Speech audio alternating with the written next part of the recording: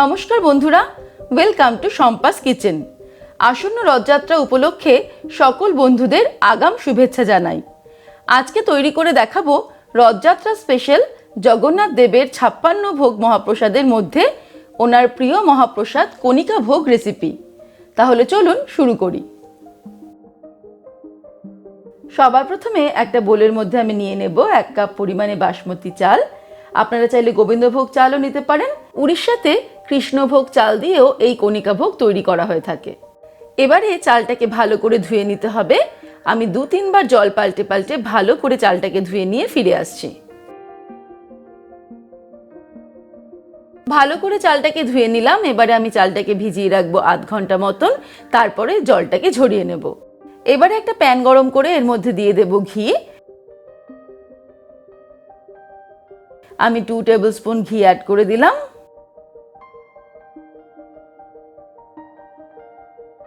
ঘি মেল্ট হয়ে গেলে এর মধ্যে দিয়ে দিচ্ছি 2টো তেজপাতা, কিছু গরম মশলা এর মধ্যে দিয়ে দেব। প্রথমে দিয়ে দিচ্ছি বড় এলাচ একটা, 2টো ছোট এলাচ, কিছুটা দালচিনি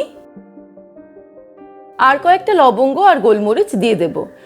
তারপর এগুলোকে ফ্রাই করে নেব 10-15 সেকেন্ড লো ফ্লেমে।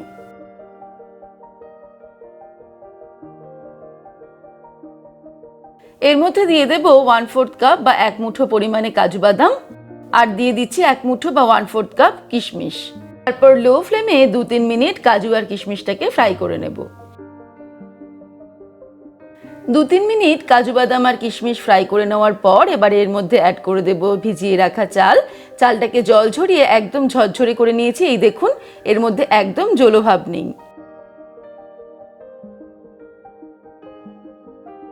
চাল অ্যাড করার পর ফ্লেমটাকে মিডিয়ামে রেখে চালটাকে সবকিছুর সঙ্গে নাড়তে নাড়তে ফ্রাই করে নেব প্রায় 2-3 মিনিট।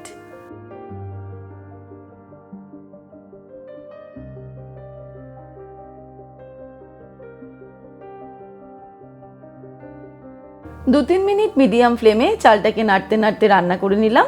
এবার এর মধ্যে জল অ্যাড করে দেব। আমি 1 কাপ চালের জন্য 2 কাপ পরিমাণে জল অ্যাড করব।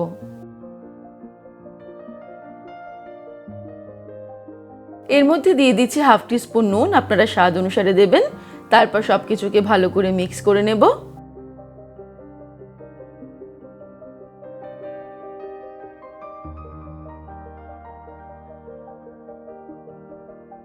জলটা যেই ফুটতে শুরু করবে তখনই আমি এটাকে ঢাকা দিয়ে দেব 5 মিনিটের জন্য মিডিয়াম টু লো ফ্লেমে।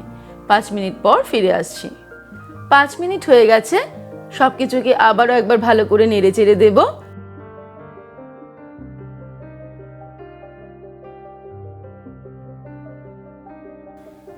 এবার এর মধ্যে অ্যাড করে দিচ্ছি 1/2 কাপ পরিমাণে চিনি, দিয়ে দেব 1/4 টিস্পুন সিনামন বা দালচিনির পাউডার,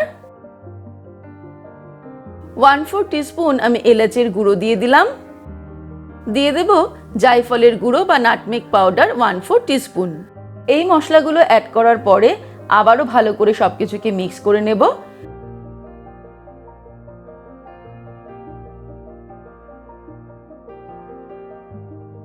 তারপর এটাকে আমি আবারও ঢেকে দেব একদম লো ফ্লেমে 5 মিনিটের জন্য।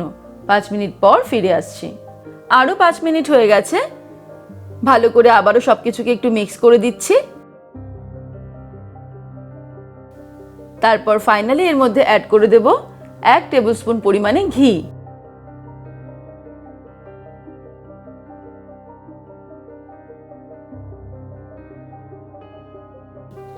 তারপর আবারও একটু মিক্স করে এটাকে আরও 5 মিনিটের জন্য ঢেকে রান্না করতে হবে লো ফ্লেমে।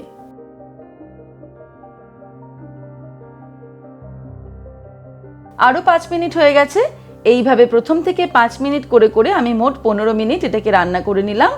এবারে কিন্তু এটা প্রায় রেডি। আমি একটু ভালো করে নেড়ে চেড়ে নিচ্ছি। আপনারা বুঝতেই পারছেন যে এর মধ্যে আর কোনো জলভাব নেই। সুতরাং আমি ওভেনটাকে অফ করে দিচ্ছি, কিন্তু ঢেকে রেখে আরও 5 মিনিট রেখে স্ট্যান্ড বাই রেখে দেব। তারপর এটাকে প্রসাদের জন্য সার্ভ করব। আমার মতন আপনারা যারা পুরীতে গিয়ে জগন্নাথ দেবের মন্দিরে এই কণিকা ভোগ খেয়েছেন তারা তো জানেনই এই প্রসাদ কতটা সুস্বাদু। আর যারা কোনোদিনও এই প্রসাদ গ্রহণ করার সুযোগ পাননি তারা কিন্তু অবশ্যই একবার এইভাবে বাড়িতে বানিয়ে ঠাকুরকে নিবেদন করে এই মহাপ্রসাদের স্বাদ নিতে পারেন। তাহলে দর্শক বন্ধুরা, আজকের এই রেসিপি আপনাদের কেমন লাগলো আমাকে ভিডিওর নিচে কমেন্ট সেকশনে কমেন্ট করে জানাবেন। ভালো লাগলে লাইক করার অনুরোধ রইল, আর বন্ধুদের সঙ্গে কিন্তু অবশ্যই শেয়ার করুন। ভালো থাকবেন, সুস্থ থাকবেন। আমি আবার হাজির হব নতুন নতুন রেসিপির সঙ্গে। নমস্কার।